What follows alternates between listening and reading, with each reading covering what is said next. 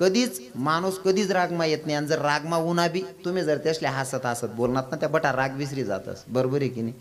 पण एखादी माय इथलं डोकावर निराश ना तो 7-10 साडस तरी बी बाई सांगा बस करा नका ईदी ईदी करा. ओ बापरे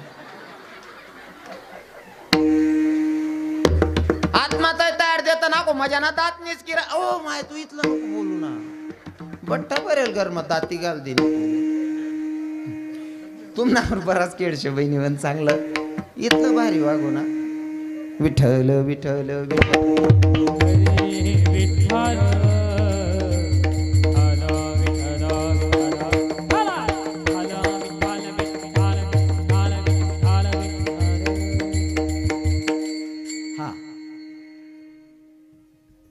आता बाई पीठ मळत होती विचार करत होती बाई मी काय छान दिसायली मी काय सुंदर दिसते. माणूस शेतात विचार करत होता. अरे 1 वाजला तोवर बायको येत नाही. तिला सांगितलं होतं बाजार करून येईन लवकर डब्बा बांधा ना शेतात ते म्हणले. आता बायको येत नाही न जाणो घडायला नको ते तर नाही ना घडलं. तो घाईघाई शेतातून येतोय. चौकातच घर होतं त्यानं ढुंकून बघितलं घरामध्ये बापल्या आपला घर म्हणा नवीनच दांगडो चालू शे म्हणे. आता तो ओट्यावर आला चप्पल काढून बायकोच्या समोर गेला. समोर गेल्याच्या नंतर बायकोचं लक्ष गेलं की माझा पती आलेला आहे. बाईनं मनमा तेच चालू होतं माय मी काय मजान दिख रे. आता नवरा समोर आल्याच्या नंतर त्याच्याकडे बघितलं. नवरा रागात बघत होता. बाई म्हणे हे माय एवढा राग म्हणा का द्या का मी काय एकलीन करता नाही तुम ना करता बी एकलं येईल शे म्हणे. मी आता माल सांगा नवऱ्यानं कशासाठी पाठवलं होतं माय कशासाठी बाजाराला पाठवलं होतं. बाजार करत असताना जर बायको चुकीचा बाजार करत असेल तर नवरा काय करीन. हा संसारामध्ये सोपं उदाहरण आहे. जर का संसारामध्ये जर नवऱ्याच्या विरोधात बायको बाजार करते तरी नवरा बायकोच्या कानाखाली वाजवायला हायगाई करणार. बरोबर आहे ना. जर का बायको चुकीचा बाजार करते तर नवरा बायकोच्या कानाखाली वाजवायला हायगाई करत नाही. तद्वत ज्या जगाच्या मालकानं तुम्हा आपल्याला बाजाराला पाठवलं आणि तुम्ही जर चुकीचा बाजार करून त्याच्याकडे गेलात तर तो कानाखाली वाजवल्याशिवाय राहील का.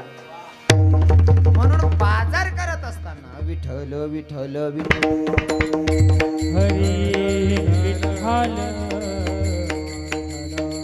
म्हणून बाजार करत असताना हुशारीने बाजार करायचं. मग बाजार कोणचा हाच बाजार तुकोबार आहे सांगतात नामचिंतन. जे तुम्ही करताय ना जो पण व्यवसाय असेल जीवन जगत असताना जे काही सत्कर्म असेल ते करत असताना तीच तुमची खरी भक्ती आहे. विठ्ठल विठ्ठल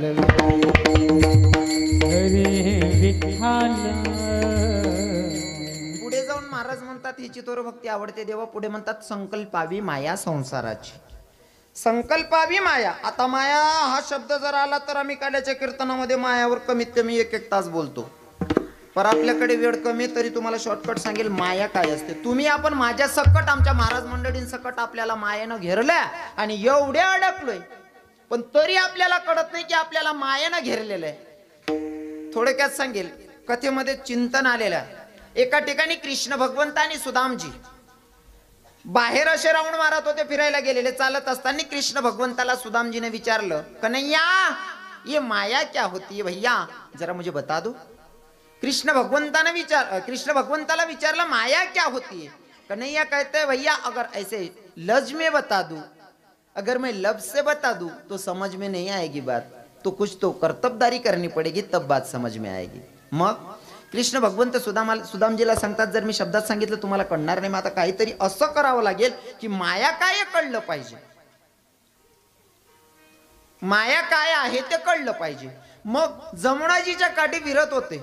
सुदामजी पाण्यात उतरले. कृष्ण भगवंतही पाण्यात उतरले. फक्त गुडघ्याला लागेल इतकं पाणी होतं.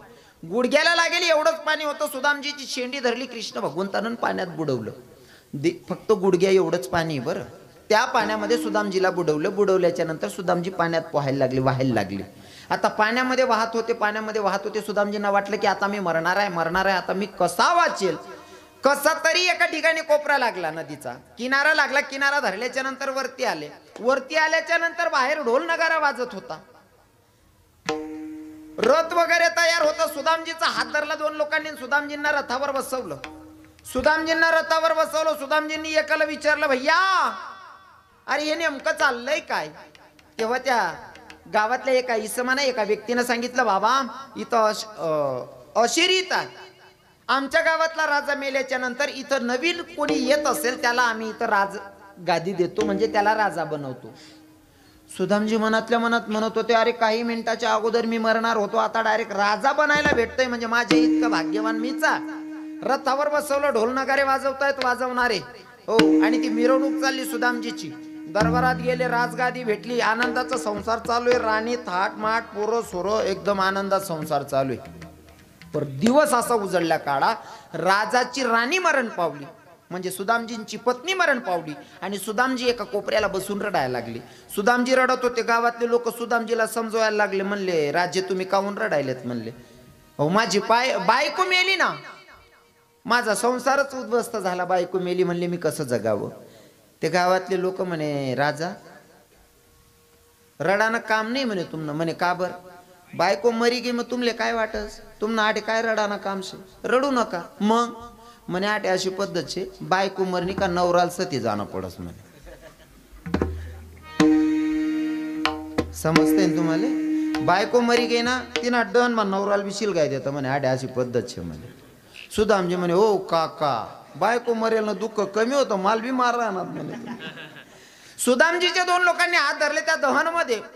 पत्नीचा तिथं प्रेत जडतय आणि त्या अग्नीमध्ये सुदामजीला उचलून टाकत होते जबरदस्तीनं. पण सुदामजी म्हणतात, मला मरायचं नाहीये, मला मरायचं नाहीये दादा, मला वाचायचं, जगायचंय. हो मारू नका ना, मला जगू द्या, मला जगायचंय, मरायचं नाहीये. दोन लोक हात धरून खेचतात अग्नीमध्ये टाकण्यासाठी आणि सुदामजी जीव वाचत होते. आणि त्या प्रसंगाला सुदामजी एकीकडे खेचतायत आणि ते अग्नीमध्ये टाकणारे लोक पण खेचतायत. सुदामजी जीव वाचवतात. आणि तशा प्रसंगाला कृष्ण भगवंतानं शेंडी धरली, सुदामजीला वरती केलं, मग सांगितलं, देखी माया क्या होती है, इसे कहते माया. पर या मायेचा जर त्याग केला,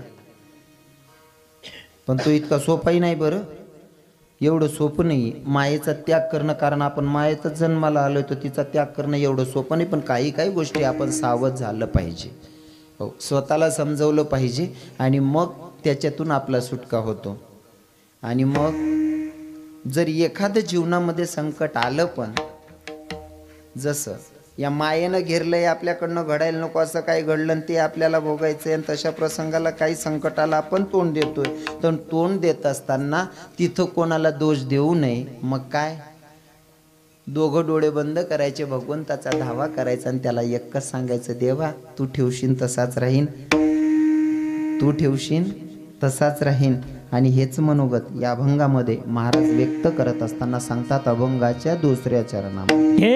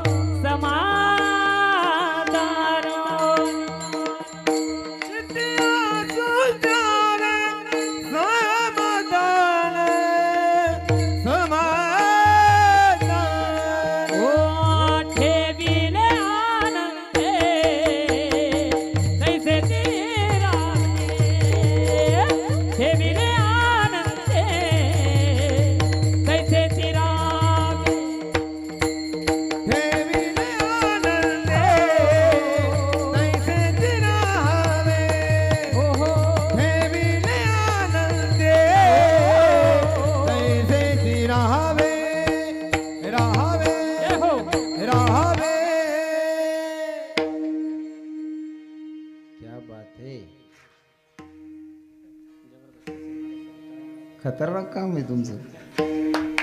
वा वा.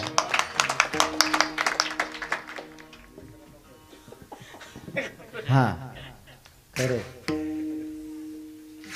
काय माहितीये का, नुसतं लेबल लाईनी बी चालत नाही, माल बी तसा पाहिजे आणि माल तसा शेव ओरिजिनल. बाकी ना नुसतं कंपनीच ना नावे टाकले तर डुप्लिकेट राहतच.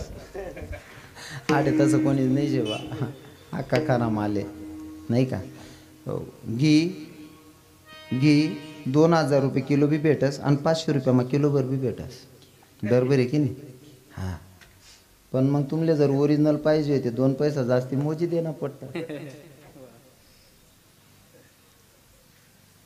ऐकणार असले काय बिचारा ऐकली तर ज्यासले देणार त्यासले समजी राहिलं.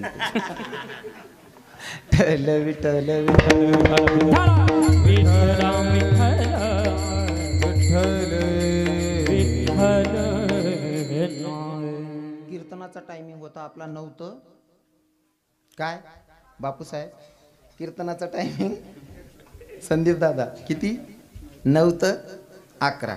कार्यक्रम 15 मिनिटं लेट झालेला आहे दादासाहेब. किती 15 मिनिटं. आता वाजेल कितला आहे 11:15 म्हणजे तुम्हाला टाईम सरी घ्या.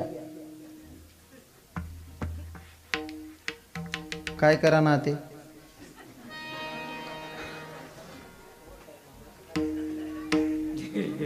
कार्यकर्ता का तर जितू दादासाहेब काय करा ना. करू का जय विठ्ठल. तुम्ही सल्ला करले 2 मिनिटं उभं राहस. मी जर रीतशीर महिन्यानी पगार जर 35,000 आहे ते ओव्हर टाइम जर करीत त्याला 70 पडायला पाहिजे.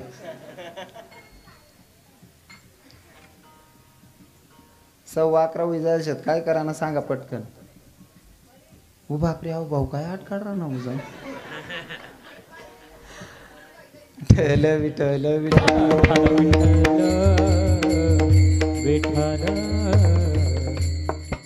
मी पहिले तर सगळ्या महाराज मंडळींच्या पाया हाय की बट नाही माय तू तुम्ही काही आराया मारली मी मार तरी तू तुम्ही चाल दि रही बट नाही माय.